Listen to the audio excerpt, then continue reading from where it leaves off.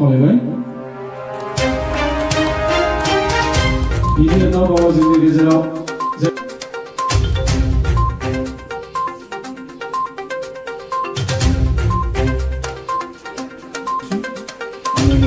এই সমস্যাবিলাক কেনেকৈ বৰ্তমান যুগত কেনেকৈ মানে সমস্যা সমাধান ক্ষেত্ৰত জনাইছে আৰু লগতে এতিয়া মাৰ্জাৰ আৰু এমালগামি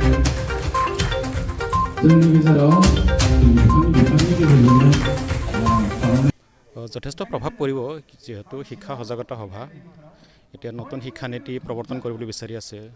তো 2020 চনত যি নতুন শিক্ষানীতি প্ৰৱৰ্তন কৰিলে ভাৰত চৰকাৰে সেইটো এতিয়ালৈকে আমাৰ অসমত প্ৰৱৰ্তন কৰা হোৱা নাই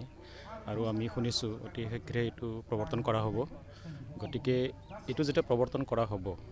গতিকে তাৰ আগতে আমি কেনেধৰণে সজাগ হ'ব লাগিব আমি তিনিটা কথা ইয়াতে মানে লক্ষ্য কৰিছোঁ প্ৰথম কথাটো হ'ল এই ৰাষ্ট্ৰীয় যিটো শিক্ষানীতি নতুন শিক্ষানীতিক ইয়াক প্ৰণয়ন কৰিবলৈ যাওঁতে আমাৰ মাতৃভাষা মাধ্যমৰ বিদ্যালয়বিলাকৰ বা মাতৃভাষা মাধ্যমৰ যাতে ইয়াত বিপদত নপৰে সেইটো এটা প্ৰথম লক্ষ্য ৰাখিব লাগিব দ্বিতীয় কথাটো হ'ল আমাৰ কোৱালিটি মেইনটেইন হ'ব লাগিব গুণগত শিক্ষাৰ ব্যৱস্থা তাত আমি কোনোদিন আপোচ কৰিব নোৱাৰিম গতিকে সেইটো যাতে মেইনটেইন হয় সেইখিনিও নজৰ দিব লাগিব তৃতীয় কথাটো হ'ল আটাইতকৈ ডাঙৰ কথা আমাক মানে প্লেচমেণ্ট এটা লাগিব আমাৰ যিসকল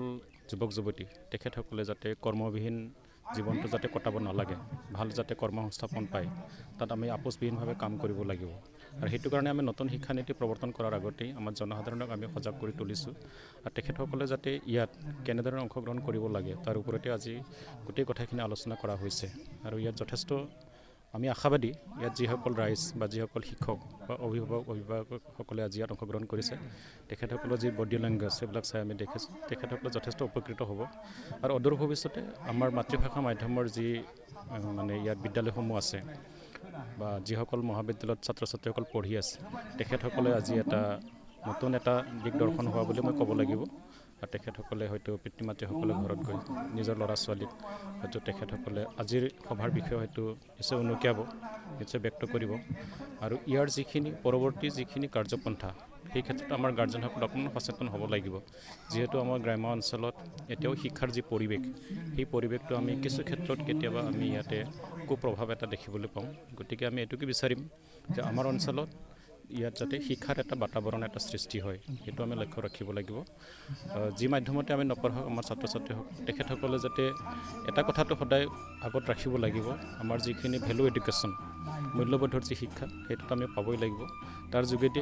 নিজে আত্মনিৰ্ভৰশীল হ'ব পৰাকৈ সেই শিক্ষাটো আমি গ্ৰহণ কৰিব লাগিব আজিৰ যুগত আমি সকলোকে আমি সেইটোকে দেখিছোঁ শিক্ষিত হ'ব লাগিব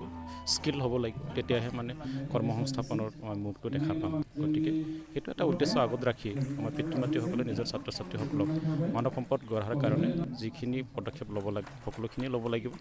আৰু সেইখিনি কথাটোকে আমি আজি সাধাৰণ ৰাইজক ইয়াত অৱগত কৰাইছোঁ